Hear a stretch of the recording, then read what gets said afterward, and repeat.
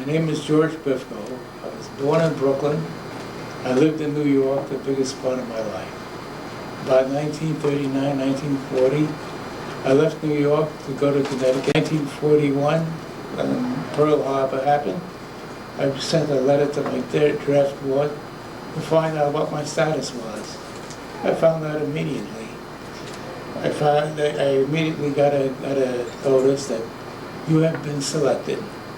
From there I was drafted, I sent to Camp Upton, where I was written up in the U.S. Army.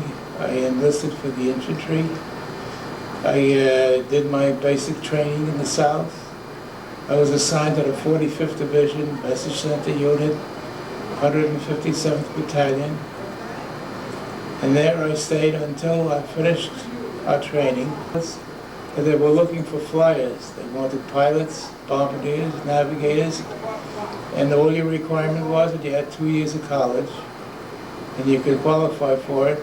You could pass a 2-year college equivalency test, which I did. And there I was sent to the Air Force Academy in San Antonio, Texas. I finished my basic training in San Antonio. I went to primary training where I immediately flunked out. They did not need pilots anymore. So I went with the 75% of my class out. Most of us were fortunate enough to qualify for bombardiering or navigating. I chose bombardiering. It was a shorter course. I wanted to get into combat sooner. I finished my course. I was commissioned a lieutenant on December 3rd, 1943. We assembled a crew. I was a bombardier of our crew. And I also had a rating as navigator, which in my first missions overseas, I flew more navigation than I did bombardiering in February of 1944. Which group? Well, that was just assigned to go overseas. We weren't assigned until before we got overseas. I was assigned to the 99th Bomb Group, 248th Squadron. I flew 12 missions successfully. My 13th mission, I was shot down. We actually were hit over Vienna, where a crippled plane made it as far as Yugoslavia. We were very fortunate that we were not jumped by fighters, because being hit and crippled, you're usually a dead duck up there.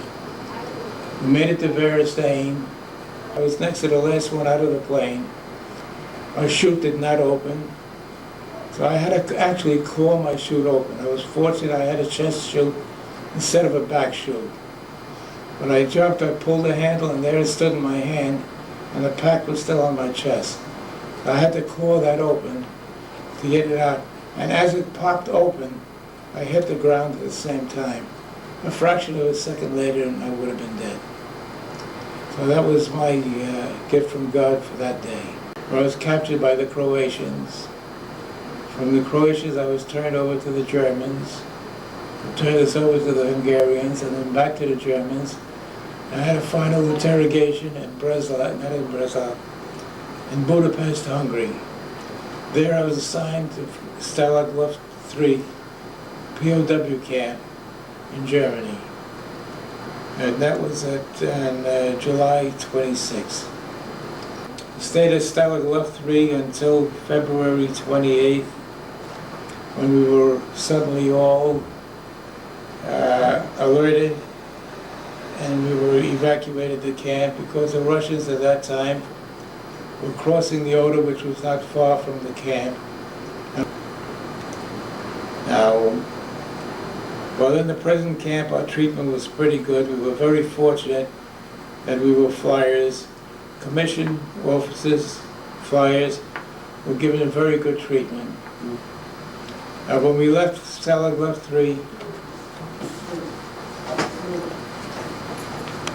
we went to Nuremberg, which was Stammlager 13A, and that was in Nuremberg.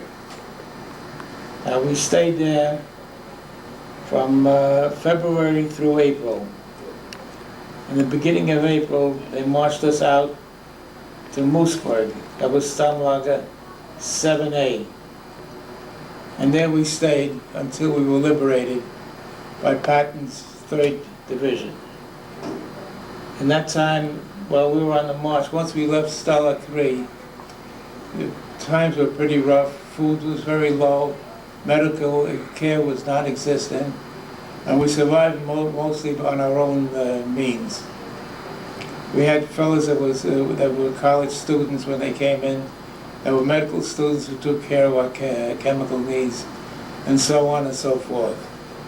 Anybody who had a craft, this craft was used at some time in escape methods or anything like that, or any means of survival, any way to increase the use of our rations and whatever materials we could get. I have a little photo here of my family that were in the military from the time they first came over to this country. My father, Mike, who served from 1914 to 1919 during World War I. Myself, who served in the Air Corps from 1943 to 1945. My son, who was a major during the Vietnam War in the artillery, served from 1967 to 1970. Granddaughter, who is presently in the military, the history of my family. As myself, the day I was commissioned as 2nd Lieutenant in the U.S. Air Force. I was in December 3rd of 1943. And here's a picture of the beginnings of a crew that lasted 13 missions overseas.